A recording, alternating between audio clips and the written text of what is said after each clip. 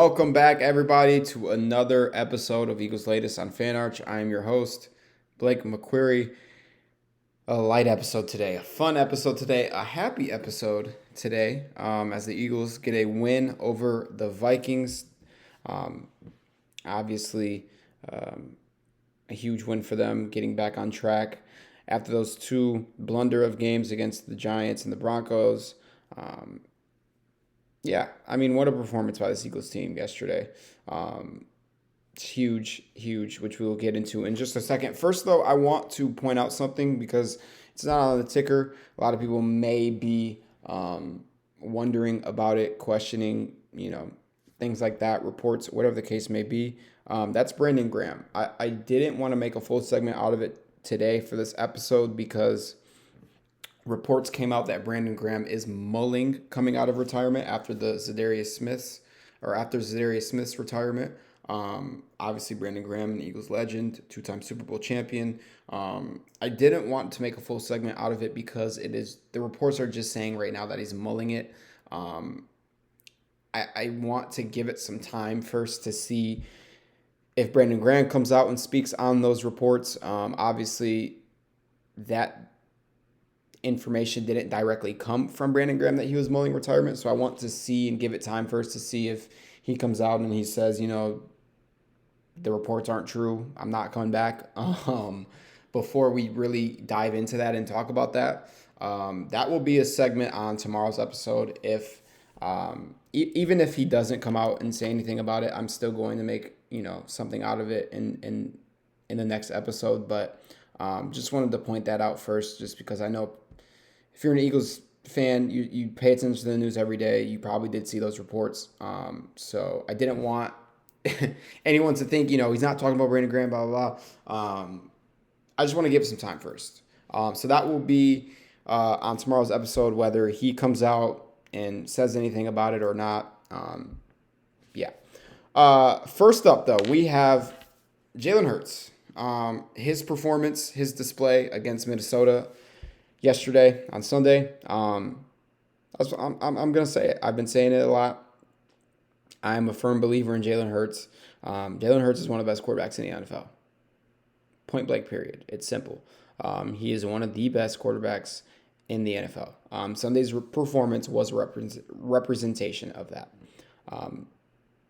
He was 19 for 23, 326 passing yards, 3 passing touchdowns, and a perfect passer rating. Obviously, I know with all of the struggles and the inconsistencies of the offense, questions have, been brought back up about Jalen Hurts. Those questions have always been there. I talked about it before the season started. Why are we doubting Jalen Hurts, especially with the resume that he has in such short time as an NFL starter? But this performance right here yesterday proves, he's already proved it well enough, but it's just a representation of that. He's one of the best quarterbacks in the NFL. You go and watch yesterday's tape on Jalen Hurts. I don't know how you can sit there and be like, this is a bad quarterback, because he's not. And all of the doubters, all of the haters, keep doubting him, keep hating him. He is one of the best that the NFL has at throwing a football, and it's a fact. Also, it says a lot about him coming back from the game that he had in New York last Thursday. That's how you respond. Yesterday, that is how you respond to playing like shit. That is how you respond to adversity. There should be no more questions on the ability of Jalen Hurts. None whatsoever. No more. The Vikings, they have one of the best passing defenses in the NFL. Hurts embarrassed them, absolutely dismantled them. Isaiah Rodgers, a former Eagle, everybody, loves him. The talks about him this season, his contract negotiations in the offseason, which led him to going and signing with Minnesota. Reports kind of coming out that the Eagles didn't want to sign him for the amount of money he wanted, and blah, blah, blah, and whatever the case may be. His tweet that came out, I think it was last week before the game, don't believe the media, see y'all Sunday. He got embarrassed, man. A.J. Brown and Devontae Smith turned him into burnt toast. I mean, absolutely just cooked Isaiah Rodgers in yesterday's game. But back to Hurts. Just making the plays, man. He was just making plays after plays. The A.J. Brown touchdown, which we'll talk about in a little bit. The first touchdown, I should say. Both touchdowns, absolutely just great throws. Great vision, great throws by him. But yeah, no more questions about if Jalen Hurts is this, if Jalen Hurts is that. Is he a good quarterback in the NFL? Stop it. Is the IQ there? Is he got low IQ? Stop it. Just shut up. Shut up. That irritates me about Jalen Hurts. Just the questions about his skill. I think my only concern of Jalen Hurts, especially after watching yesterday's game, it's been apparent to me all year. But watching yesterday's game, I was getting a little frustrated at him, just not getting rid of the ball on scrambles. And it's particularly throwing the ball away. Jalen loves to hold on to the football like as long as he can. And sometimes that's not a great idea. That's not the best case. I mean, there's been a lot of times this year where Jalen Hurts has scrambled for negative yards, and he could easily just throw the football away and not lose any yards. And he just sometimes, for some reason, decides to keep it and scramble and go out of bounds. I don't understand that part of it. That is my only concern.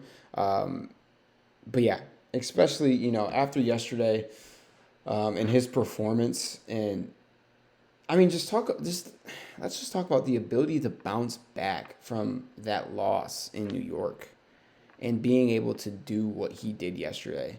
Like, that is what great quarterbacks in the NFL do. That when you think of great players, great quarterbacks in the NFL, that is how they play football when they suffer a very bad loss. Very bad loss. So props to Jalen Hurts. A round of applause to him. He's one of the best quarterbacks in the NFL, and there should not be a discussion about it. Point blank, period. We're going to get to Kevin Patullo now. Kevin Patullo, he still showed his incompetence to be an offensive coordinator. I've been harsh on Kevin Patullo all year, as I should be, as I think everybody should be. I think I'm still a little mixed on the fire Patullo side of things. I really don't love calling for his job, especially looking at how offensive coordinators have panned out for the Eagles in the first quarter of the season to the last 2, 3, 4 quarters of the year. I still think that Kevin Patullo can be great. I think it's just like, I don't know what it is. It's just like something up here is just not clicking with him. Like, it's not. And yesterday's game, he's still not let off the hook. He isn't.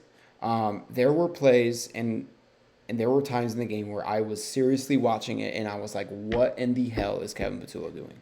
Like, seriously, what is he doing? It doesn't make sense at times. Devontae Smith. Okay, I want to get this out the way first. Yes, Jalen Hurts throwing for 326 yards. A.J. Brown, 140-something receiving yards. Or Devontae Smith, 100 and something whatever receiving yards. A.J. Brown, 100 and something whatever receiving yards. Both, scoring touchdowns. Devontae Smith, on his 79-yard touchdown, he made the call on that play. That was Devontae Smith's idea, was that play call. Hurts said it post-game. Hurts said Devontae was on the sideline in everyone's ear to call that play. That was an under-the-center play-action play. Do you see what happens when you run play-action with this offense? Do you see? According to True Media Sports, the Eagles had 0 passing yards on under-center play-action in the first 6 weeks of the season.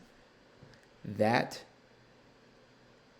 is the definition, the complete, utter definition of unacceptable. It's plain and simple. You have Saquon Barkley as your running back, and you can't fathom to run a play action pass. Like, it doesn't click in your head to not run a play action pass. I don't understand that. I don't understand that at all. Um, that is what irritates me. It opens up it opens up the ability of the offense to perform and create more chunk plays, be more successful when you run play action. This offense, it's been predictable all year, and it's because no play action is run. You're not giving you're not creating the opportunities for the defense to bite on things if you don't run play action. If you don't know what play action is, play action, you snap the ball, you fake like you're handing it off, and you throw the football. That's what play action is. So you're ultimately faking handoffs for a pass play. That's what play action is. If you didn't know, just for the viewers who might not have known what play action is, I just want to give them context. When you have the best running back in the NFL, and you aren't faking like you're gonna hand him the football and then throw the ball, it creates such predictability that the defense ultimately knows what you're doing pretty much every single play. I mean, it's simple. Think about it. It's simple. It's like anything in life. Oh, this person never fakes like they're going to do something and then goes and does another thing. So they're clearly doing that. That's what Kevin Patullo is building with this offense when he does not run play action. They never fake like they're handing the ball off to Saquon. So when they're actually when it looks like Jalen Hurts is actually going to hand the football off to Saquon, that is what he is doing because they never run play action passes. They never do that.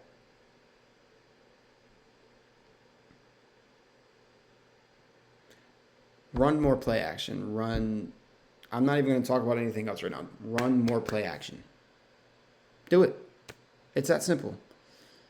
Also, on A.J. Brown's first touchdown, that was all Hurts. That was all Hurts and A.J. Brown right there on that first touchdown. It was. I don't even know what route A.J. Brown was running on that play. I seriously don't. I think it might have been like a 3-yard hitch route. I don't know. I think that was like what, a 4th and 2. I couldn't even tell you what type of route A.J. Brown was running on that play. And that is scary. That is scary. And then I think it was the third quarter. Things got a little scary. And it was because the offense couldn't capitalize. Kevin Patullo has to be better at his job. Like I said, I don't want to sit here and call for someone's job, especially the history of the Eagles as coordinators the past couple of years. But things got to be better. And if this keeps up for the rest of the season, then I will be on the fire Kevin Patullo train. I'll hop on it. I will. I finally will. If things keep, going how they go. So that's that. We're going to move on to inconsistent football. I know I've talked about this a lot this year, obviously kind of with the offense, and their inconsistency. I mean, the first 4 games was them playing a really good half and then them playing a very bad half of football. I'm not going to talk about that aspect of it. I'm going to talk about as a whole this team in its inconsistency. I mean, it's astounding. The way that this team plays inconsistent is astounding. I'm not sure if I should be disappointed or impressed. ultimately disappointing because you don't want to play inconsistent football. But seriously, that's how astounding it is. Like seriously, it's like this team cannot play consistent football. Um, like one time the offense will play very good and the defense can't get a stop. They're letting up huge plays. And then you flip it, the offense, they'll play terribly, can't convert a first down, and the defense, they just are playing outstanding. For this team to really tap into their potential and who they really are, they need to play consistent football. It needs to happen. Ultimately, I seriously don't. That's how inconsistent they are. Is I don't even know how to fix that. Um, I mean, I would point more to the offense and say, convert, so that you aren't having your defense on the field all the time. But that wasn't even the case in the Minnesota game. Um, Maybe like that third quarter, like I just talked about, defense was on the field a lot. Beginning of the fourth quarter, defense was on the field a lot. Um, but yeah, I think, I don't know. I think capitalizing as well. Um, I mean, you go up 14-3 in that first quarter. After that interception, after those two Carson Wentz interceptions, actually, you got to convert. You got to capitalize on those plays. You do. Well, not those plays, those drives, I should say. You need to capitalize on those drives. Um, I mean, the Eagles should have been up damn near 21-3, 28-3 midway through the second quarter. But it was 14-3. And then it got really scary. Minnesota drove down. They got lucky because of that flag. I think it was a legal man in motion. So that's my thing, is just the inconsistency thing. It's weird. It really is. It's really, really weird. Um, they just got to be more consistent. They do. But yeah. Moving over to our last segment, we're going to go into the expectations of this team. I want people to release their expectations of this team. I really do. Obviously, you look at the game yesterday against the Vikings. Overall, great win. Jalen Hurts did what he needed to do. The passing game was amazing. Run game needs to be better. That run game needs to be better. I think, like I've kind of talked about, it's the offensive line. The Eagles' offensive line is not healthy. I do think, though, like only having one offensive lineman down and then your whole run game is just falling apart is a huge problem. Um, but I think as you improve your pass game, the run game will get better. Um, I mean, people already want to come in and stack the box against Saquon Barkley just because of how good of a running back he is. That's kind of what teams do ultimately, is just stack the hell out of box when they know they're about to play Saquon Barkley. But, and I think that could, kind of cause for, the run game not ultimately being there. But it's got to get better, bottom line. It does. But I don't want to talk about that right now. I want to talk about the expectations of this team. Because I think yesterday's game against Minnesota was a clear indication of, one, how talented this team is, but also, two, there's going to be games where Hurts is throwing for 300 plus, Devontae's catching 150 plus, A.J. Brown's 100 plus and 2 touchdowns. Like, there's going to be games like that, and the run game's not there. There's also going to be games where Saquon's running for 200 plus and 2 touchdowns, which hasn't happened yet this year, but the passing game's not ultimately there. The expectations, they need to go away. They do.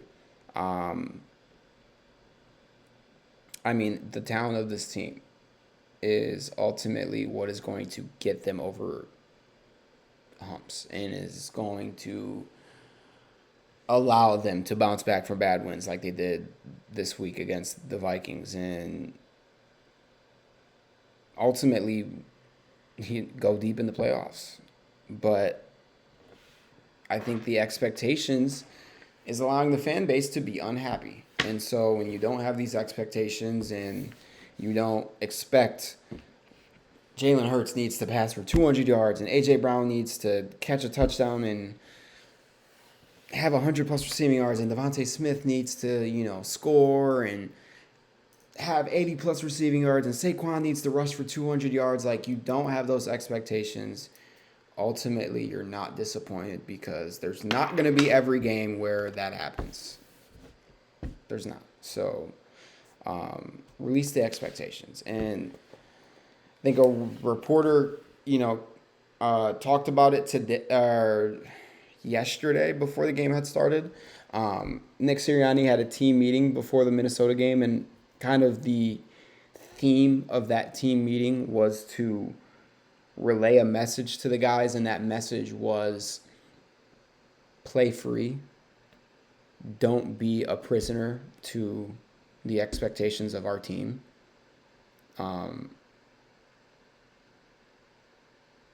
And so, yeah, I don't know. I don't know exactly where I'm going with that, but ultimately, this team, Nick Sirianni is relaying to this team, don't be a prisoner to their expectations. Things like that. Don't have these huge expectations. I think especially with how the teams, like I just talked about inconsistency, I think maybe this team just plays inconsistent football. I don't know. I don't know, but hey, the Eagles won this week. Everybody should be happy, things like that. So, fly, Eagles, fly. That's all we have for this episode. I want to continue to stress you guys to comment, your thoughts, your questions, things like that, whatever the case may be. Like I said, I want to get a segment of fan questions on here like twice a week. So I can answer guys' questions. I can answer, I can, kind of compile your guys' thoughts together and give my thoughts on your guys' thoughts, things like that, whatever the case may be. So comment. As always, like, subscribe, and stay up to date with the latest on Fan Arch. We will see you guys next time.